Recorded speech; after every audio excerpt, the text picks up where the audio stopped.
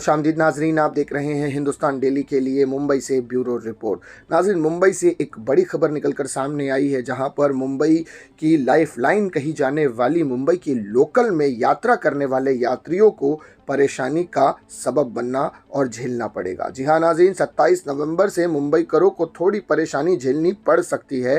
ट्रेनों की आवाजाही पर भी असर पड़ सकता है। अंधेरी एसवी रोड और वेस्टर्न एक्सप्रेस हाईवे को जोड़ने वाले गोखले ब्रिज का गार्ड लॉन्च किया जाएगा। ऐसे में पश्चिम रेलवे ने 27 नवंबर से 20 दिन का ब्लॉक लेने का फैसला किया है।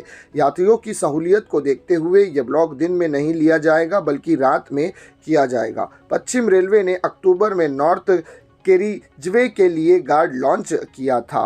गोखले पुल का गार्ड स्पैन 90 मीटर होगा। प्रत्येक गार्ड को कार्यस्थल पर जोड़ दिया गया है और संयोजन के लिए और आगे भी बढ़ाया जाएगा। गार्ड को ज़मीनी स्तर से 25 मीटर की ऊंचाई पर लॉन्च किया जाएगा। इसका वजन लगभग 1300 टन है और इसे एक विशेष क्रेन की मदद से उठाया और लॉन्च किया जाएगा।